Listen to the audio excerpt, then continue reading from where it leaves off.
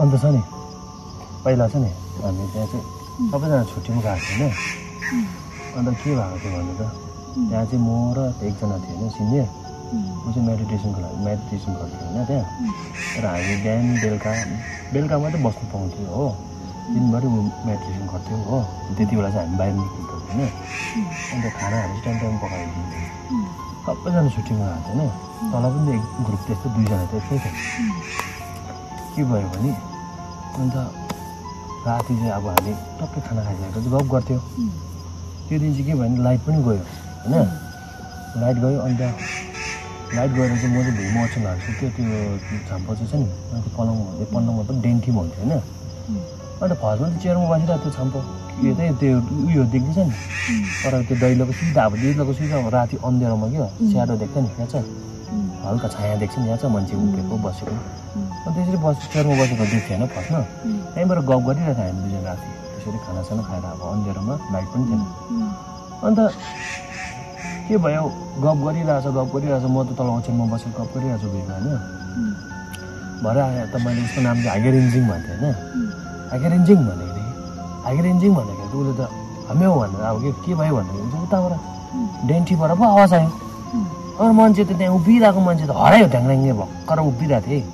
बसिरहेको थियो चेयरमा छैन अहिले त लो तर त्यहाँदेखि त मलाई त डर लागेर टाउको त झिर्के अब के हो टाउको फुलिन्छ नि आङ फुलिन्छ नि टाउको त यो ठुलो भएको चाहिँ भयो होइन अन्त मैले त्यो भने उसलाई होइन उसले भन्दा ऊ छक्कै पऱ्यो ऊ त अघि सुत्नु गइसकेको थियो अरे बुझ्यो ओछ्यानमा मैले बोलाउँदाखेरि चाहिँ उठेको अरे अन्त लास्टमा चाहिँ त्यहाँदेखि मैले त्यसलाई उसलाई भन्दाखेरि चाहिँ उसले छोडी निकाल्दाखेरि चाहिँ पुरा उसले गर्ने नि अब के हुनु पहिलाको पुरो बाजेहरू जस्तै खालको के उनीहरू पनि पहिलाको हुन्छ नि पहिलाको मान्छेहरू चाहिँ अब त्यो साला को हो आफ्नै बाटोतिर नगएर यहाँ के खोज्नु आएको भनेर खालको के हो छोरीहरूले दैलोतिर हिँडेको जस्तो गरे होइन अन्त तलबाट 2 जना पनि स्या भएर आउँदै थियो आयो उकालो बुझ्यो उकालो आएन के भयो भन्दाखेरि चाहिँ उनीहरूको तल पनि त्यस्तै भयो अरे बुझ्यो तल पनि तर्सायो अरे पुरा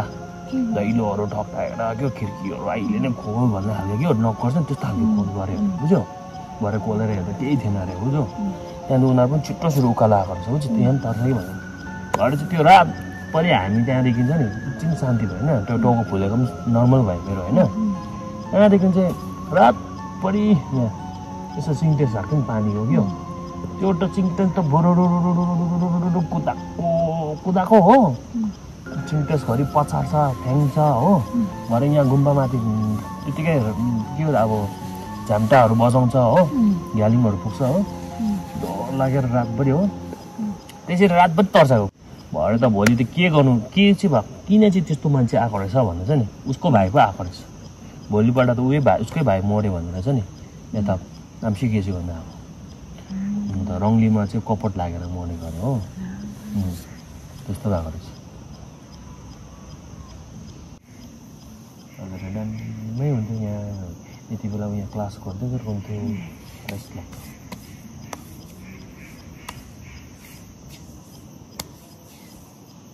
यस्तो टाइल्स ओछा छ है तर मलाई टाइल्स ओछा भन्नु डु पनि राम्रो लाग्छ नि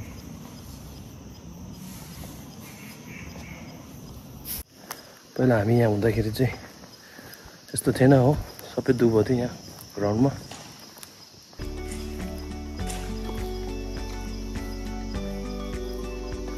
अहिले त सबै टाइल्स लगाइसकेको रहेछ हो भनेपछि लगभग धेरै भइसकेको रहेछ म यहाँ नआएको पहिला त यहाँ सबै दुबो थियो दुबो पुरा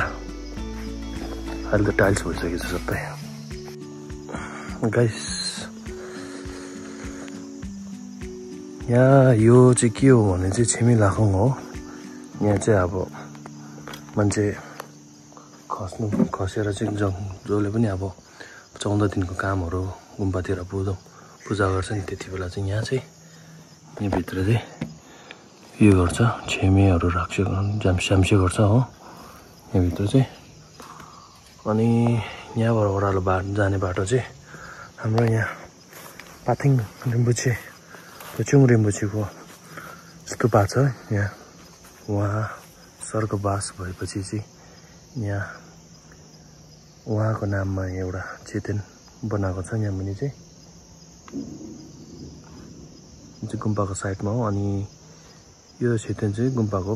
ब्याक साइड हो अनि अहिले चाहिँ हामी यता चेतन जेखाको लागि ओह्रालो झर्दैछ हो चेतनको भित्र पुरा घाँसहरू पलाइसकेको रहेछ अनि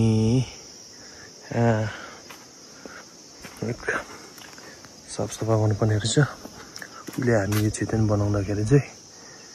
हामीले पनि धेरै बलुवाहरू बोकेको छ हो सामानहरू यहाँभित्र चाहिँ जुमको लागि चाहिँ धेरै सामानहरू हालेको छ यहाँभित्र हो अनि त्यो सामान चाहिँ के हालेको छ अब हामी भन्नु पनि मिल्दैन कस्तो छ चेतन चाहिँ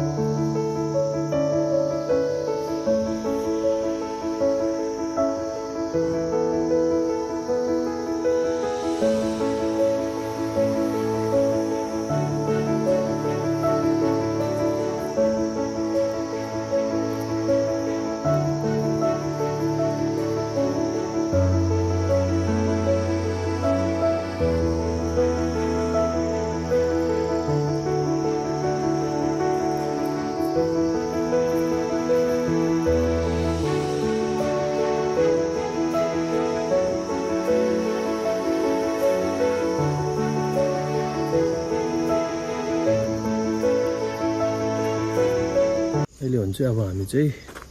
चेतन जेखा क्याम्प जेखा हो गुम्बा जेखा